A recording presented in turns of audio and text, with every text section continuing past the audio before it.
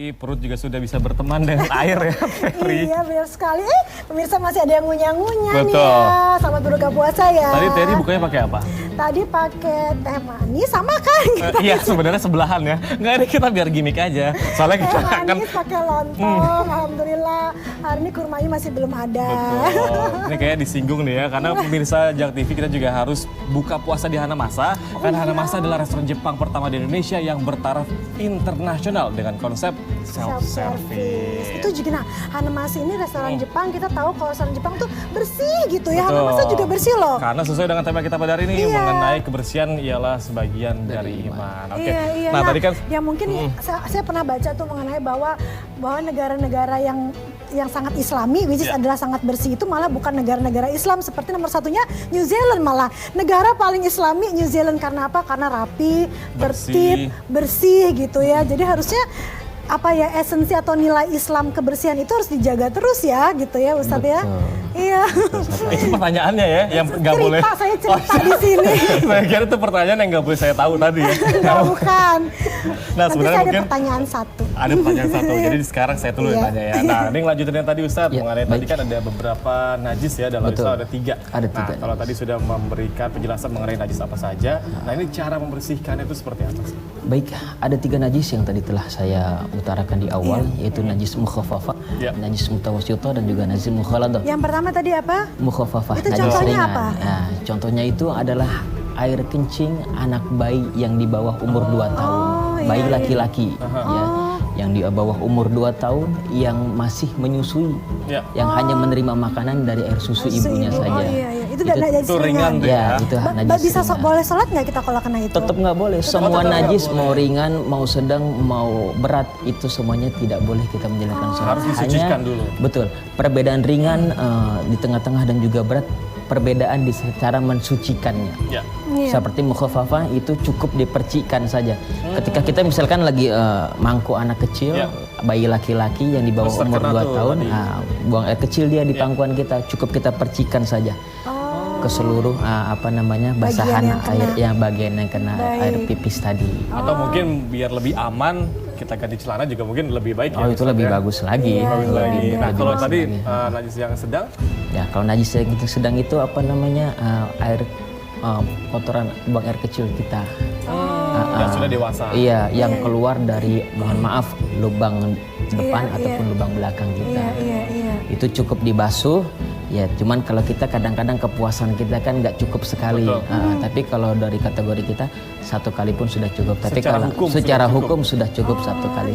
Tapi ketika kita kayaknya rasanya kurang puas nih, kurang bersih, nggak nyaman gitu. Iya, nggak nyaman, nyampe kita bersih, nah itu lebih bagus lagi. Nah, yang ketiga ialah najis mughaladah, najis yang besar, najis yang berat. Itu adalah najis ketika kita, mohon maaf, hewan anjing dan babi, ketika dalam keadaan basah kita pegang, atau mungkin kita terkena air liur anjing, itu termasuk daripada najis yang berat, najis mughaladah. Untuk cara membersihkannya, kita harus membasuh dengan 7 kali basuhan air. Nah, diawali dengan 1 basuhan yang dicampur dengan debu yang suci, mensucikan, yang sekadarnya debu tersebut kita bisa pergunakan ketika air tidak ada untuk tayamum. Seperti apa debu yang bersih suci itu ya Ustaz? Ya, debu yang menempel di tembok-tembok yang bersih. Berarti kalau misalnya di sini pun sudah termasuk debu yang termasuk yang bersih, asalkan tidak ada najis di situ.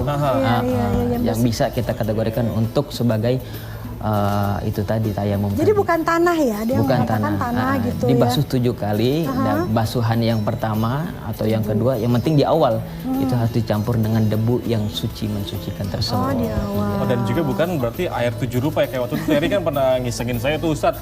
Saya yang tuh Terry, terus Terry aja ya pemirsa. Terry bilang kayaknya aku harus cuci air 7 rupa gitu, kayak saya kayak najis paling tinggi gitu.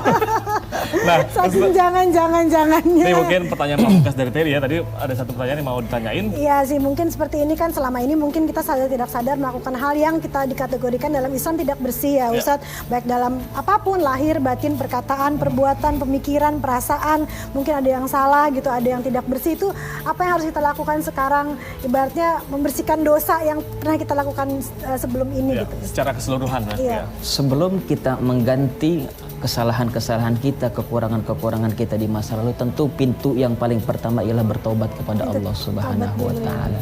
Karena Allah Subhanahu wa taala berfirman, "Ya ayyuhalladzina amanu tubu ilallahi taubatan nasuha."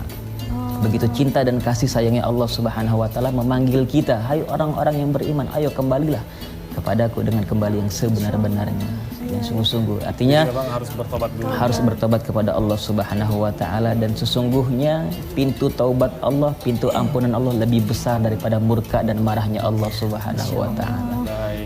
Mungkin ini terakhir ya, Teh, dan juga Pak Ustadz, saya penasaran banget sebagai umat muslim, kan di hari Jumat, kata itu Jumat itu berkah banget ya Ustadz. Betul. Dan selalu disarankan sebelum sholat Jumat gunting kuku, mandi. Nah itu sebenarnya maknanya apa sih Ustadz? Kenapa di hari Jumat?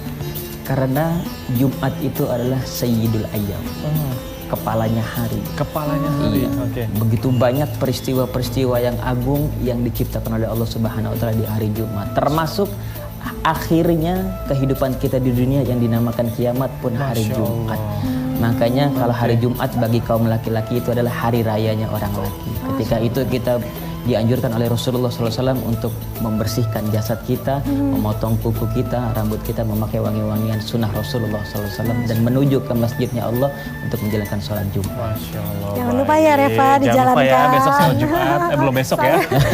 Reva laki-laki terutama ya. Oke, baik. Masya Allah. Ini semoga perbincangan kita bersama Ustadz Mitra dan juga Terry Putri ini bermanfaat bagi Amin, ya pemirsa Allah. JAK TV, dan terima kasih banyak Ustadz telah Sama-sama. hadir di JAK TV. Sama-sama. Dan pemirsa, akhir kata saya Reva Fardani dan juga rekan saya. Saya Terry Putri mengucapkan terima kasih. Sampai berjumpa lagi. Wassalamualaikum Warahmatullahi warahmatullahi wabarakatuh. wabarakatuh.